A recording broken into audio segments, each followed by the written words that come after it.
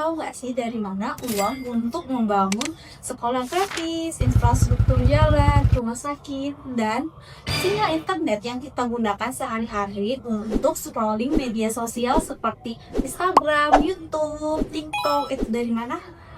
Yang is all from pajak.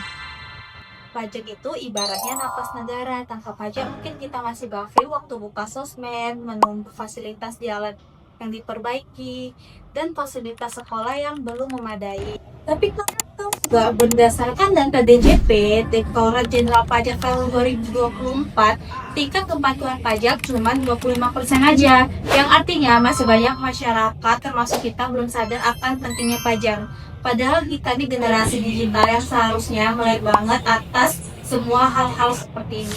Bukan cuma tahu cara bayar pajak, tapi juga kita harus ngerti dampak dan manfaat dari pajak tersebut. Kenapa edukasi penting? Edukasi pajak itu bukan cuma ngajarin makna di baliknya. Kalau masyarakat mengerti fungsi pajak, mereka lebih sadar dan mau bantu.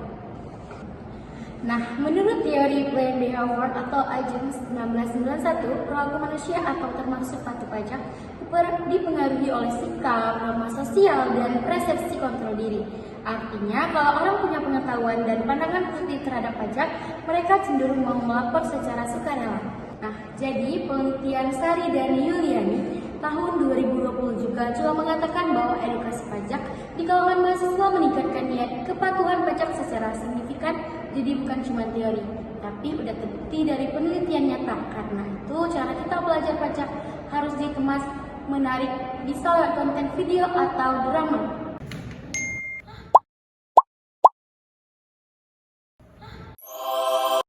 Kalau masak dan nyanyi dan segala. Terus tuh katanya suruh bayar juga. Aku kira cuma masak dan nyanyi aja yang bayar pajak. Aduh, selamat ya Tiara.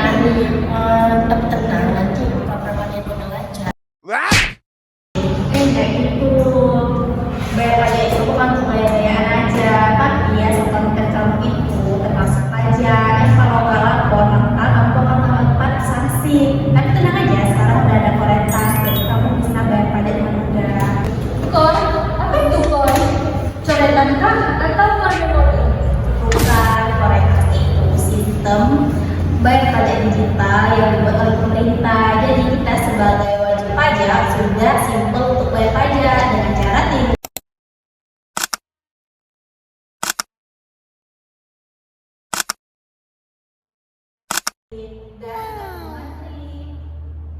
Serius, iya kak itu dulu aja aku lagi menjadi online aku juga bagus sampai trauma.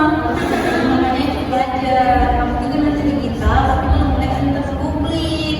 Ya kamu padahal bisa lihat video 3 jam, masa lapor pajak 10 menit aja nggak bisa, males. Emang bayar pajak itu kan ya?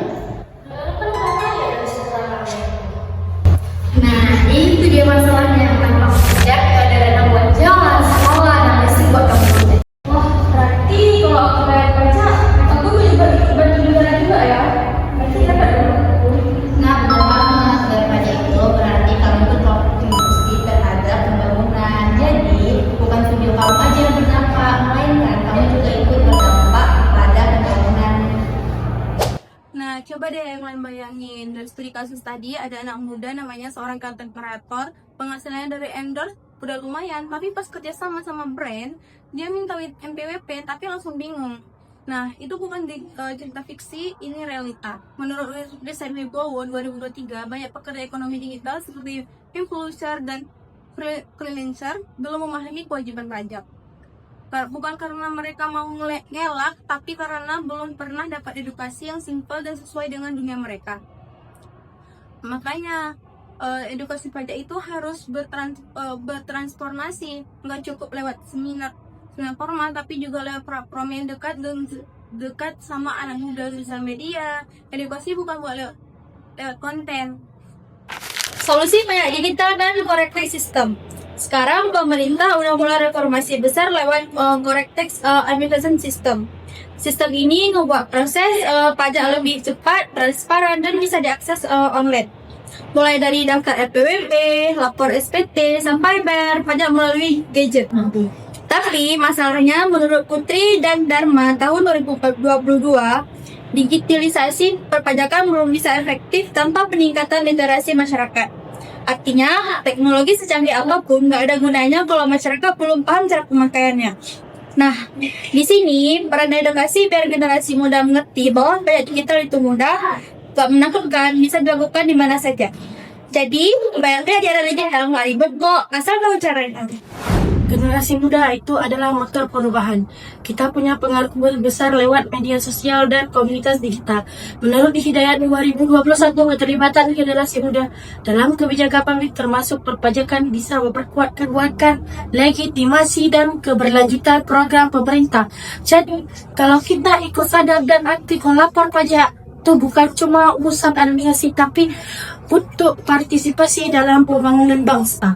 Bayangin aja ya, kalau semua anak muda yang punya penghasilan digital patuh lapor pajak, penerimaan negara bisa meningkat, pembangunan makin cepat, dan fasilitas publik makin baik.